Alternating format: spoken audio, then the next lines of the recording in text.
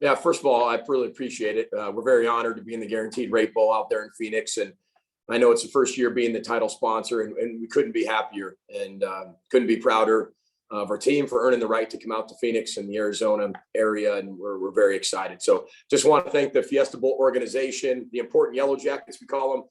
Always treat our program so well, always treat Mark Coyle and I so well when we get a chance to see them. Executive Director Mike Neely, I've got to know pretty well over the years, just an amazing human being. He's a Minnesotan as well. Not only that, his daughter's a student trainer for us, Regan. And so we've got to know their family pretty well. The chairman of the board, Patrick Barkley, just want to thank you so much. And again, just thank you so much for being so good to us over the years. The hospitality second to none. I know our alumni, our team, our families, our staff, our fans will have an absolute blast in the Phoenix area in the state of Arizona. So we're very excited. Got a tremendous opponent, really good head football coach, really good football team. I've known Neil Brown for a lot of years. So again, this is a great matchup. We're very honored to be there. Very excited to be there. And 70 degrees plus, count us in anytime. And we're coming from Minnesota during the winter. So we're very excited.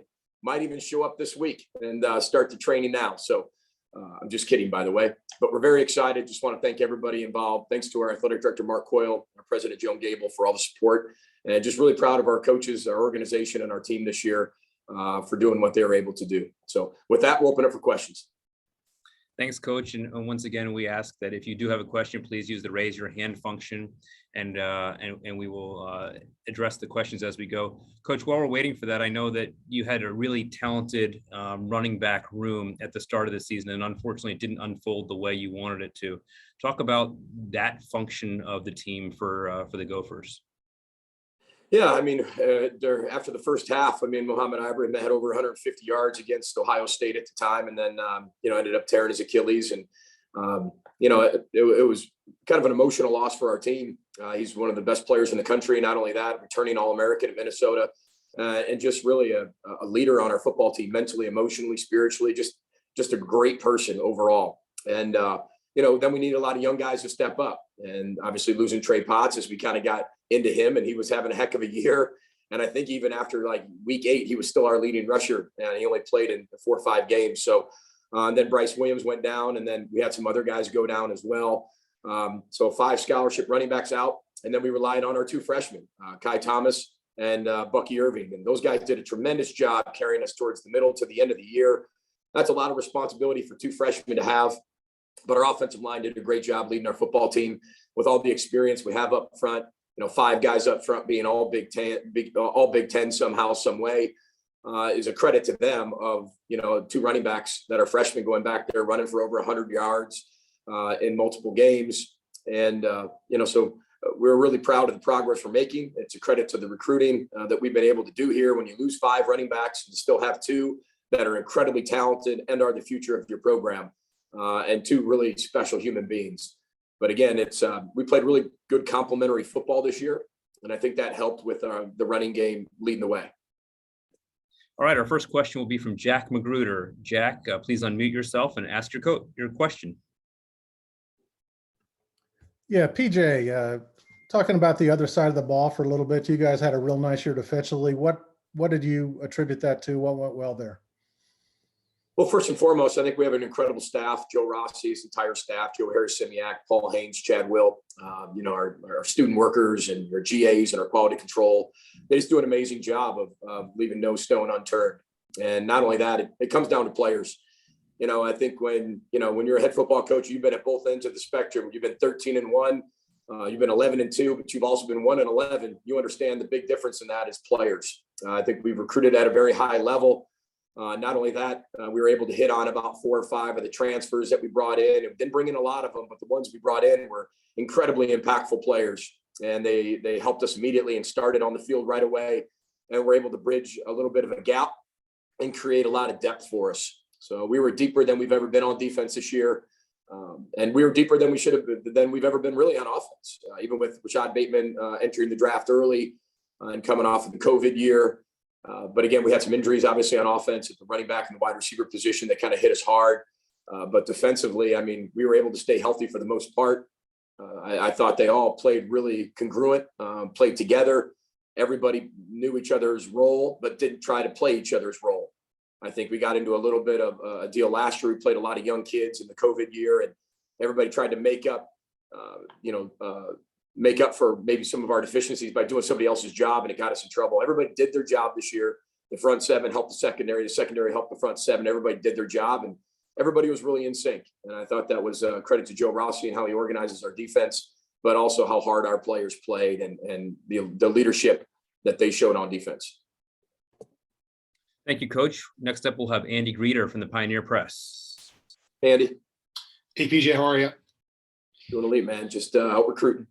Nice. I wanted to ask you, this is the first time we've been able to chat with you since you made the change at offensive coordinator. Can you shed a little light on why you decided to make that move? Yeah, I just felt like we needed a change on offense. Mike is a tremendous person and a wonderful football coach. I just felt like just needed some new direction in the leadership of that position. And, we're working our way towards making a hire here very shortly. Next up, we'll go to Randy Johnson from the Minneapolis Star-Tribune. PJ, do you have a plan at coordinator for this bowl game? Matt Simon or anything like that? Yeah, we made a decision, but I'll keep that internal right now as we continue to go forward of how we're going to be able to do that. But, our staff knows what we're going to do and how we're going to do it. But I'll keep that internal as of right now. But I really like our plan as we move forward. All right, Ryan Burns, please ask your question for Coach Fleck.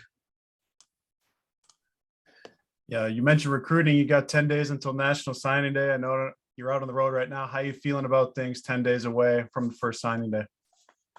You never feel comfortable. I think that's where the last 2 weeks of recruiting come right off the season and you're immediately on the road. Here I am in an FBO and, you never feel comfortable, but you build those relationships and build those bonds that are really strong. And come this last week, you find a lot of players that, that you continue to discover and leave no stone unturned, continue to work really hard. We travel a lot of places and hopefully get a lot of guys on the visit coming up. And again, this isn't the only time we can sign players. You got the signing day in February and, but we feel really good about the core nucleus we have in the high school players. And just like anything, as we talked before, there'll be some gaps and holes we want to be able to add depth with and fill with the quality players and the people in the transfer portal. And but I feel really good about where we're at. Never feel comfortable until the ink's dry. But other than that, I think our staff's working really hard and look forward to getting more guys on campus this week. Great, thank you, Coach. Next up is Ron Sanzone from Times New Media.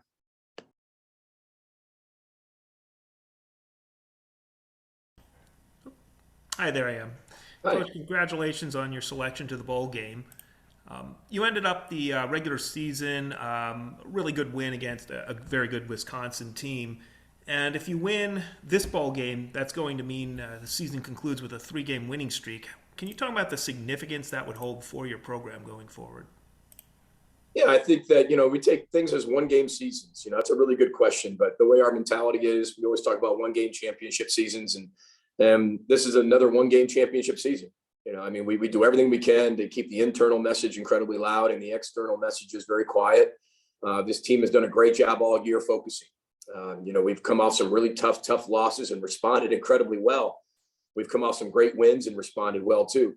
That's what this team's all about, they're not into reacting, they're into responding, which I think there's a big difference in that. I think when you respond with the internal message and the internal expectation. And when you react, it's based on an external, expectation. So we take things in 1-game mentalities. I know it sounds cliche, but that's the way we talk about it within our program. We got a very quality opponent. They're very talented, play a very unique defense. I've known Neil for a long time, Coach Brown. And I know that he's going to have his team ready to play. We got to have our team ready to play. And it's going to be a great matchup in the desert. Daniel House from Gophers Guru, you're up. Hi, Daniel. Hey, PJ, with all What stat you got for me right now? field position margin, it's the key to success. One of them. It is. With all the activity in the portal this year, how do you and the staff approach vetting players and making sure that they're the right fit? Yeah, you've got to do, again, just like you're recruiting high school players. It's an organized guess. You're doing everything you possibly can to vet every single player, talk to as many people as you possibly can. Again, turn over every stone and just make sure that they are the right fit. And I think one of the biggest things is, we talked about this before, Daniel, it's not necessarily recruiting, it's relationship building. We got to find the right people for us.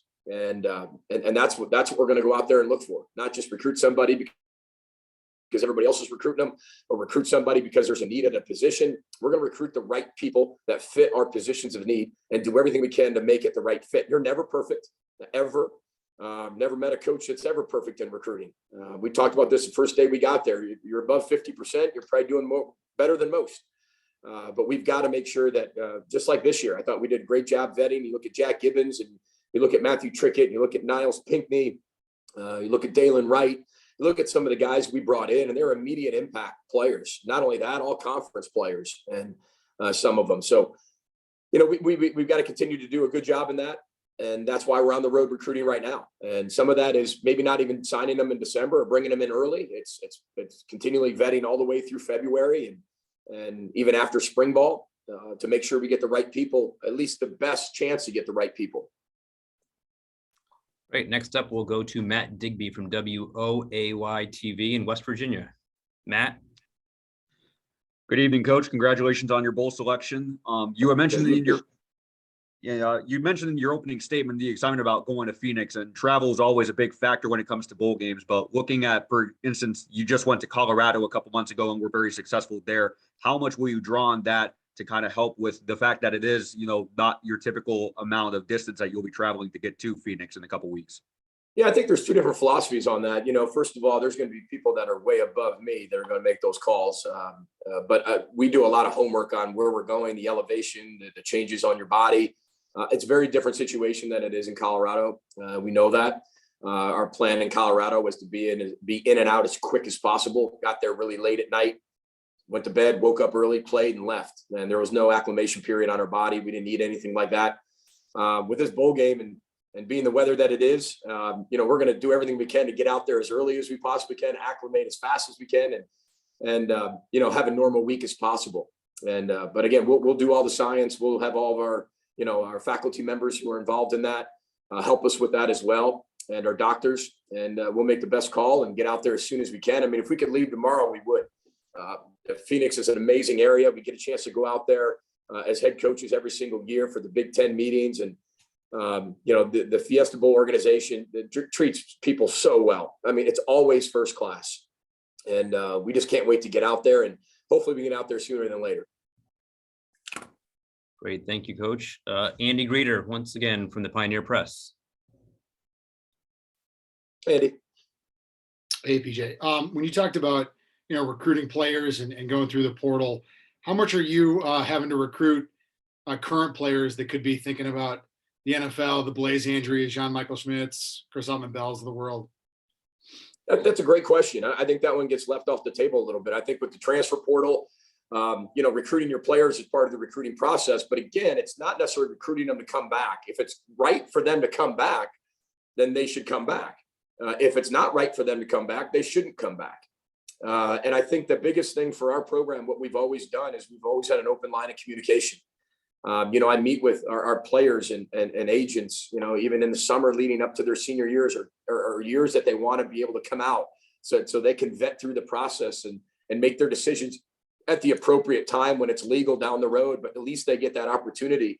It's the same thing with the NFL, going through the proper paperwork, understanding all the facts, not just what somebody that you're going to pay is telling you, but on the other end of what are the facts coming from the NFL? What's the NFL's advice of what to do? And then making the best decision possible. And I think that's what our players have done. Some of them have made their decisions. Some of them have not made their decisions. And we're not here to push them one way or another, but we are here to help them vet through the process, gain all the factual information they possibly can, and then support them in whatever they decide to do. All right, the final question for Coach Fleck will go back to the Minneapolis Star Tribune and Randy Johnson. Randy. Hi, Randy. Hey, PJ. Tanner Morgan's coming back for next year. What was that process in that decision? Well, I think that's a great question for him, of how he thinks and what he wanted to do and how he wanted to do it. And Tanner's an ultimate competitor, and I think that, Tanner absolutely loves the University of Minnesota, loves his teammates. And Tanner loves playing football. And I think Tanner wants to be able to make sure he can prolong as long as he can play football for as many years as possible, whether that's in college, whether that's at the next level, and then get into coaching. He's a gym rat. He loves being around the game and feels like coming back for another year is the best thing for him and his family, and for the University of Minnesota.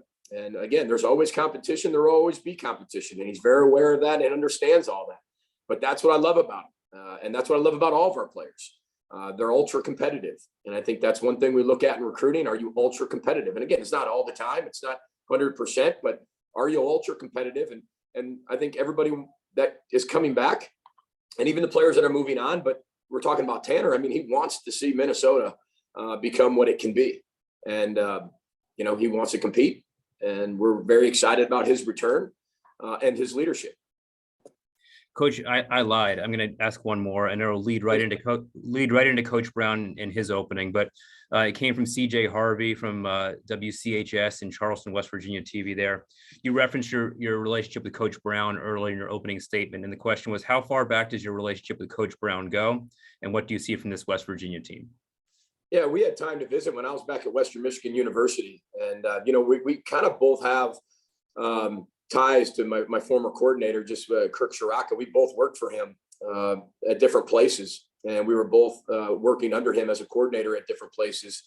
And I've known Neil, like I said, back to the Western Michigan days, and heard about him when I was at Rutgers and worked for Greg Schiano and was under Kirk Shiraka.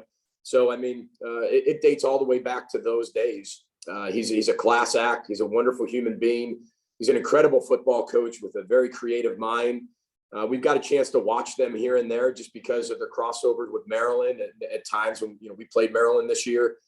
Very creative offensive mind. They play a very unique defense, present a lot of challenges, and play incredibly hard.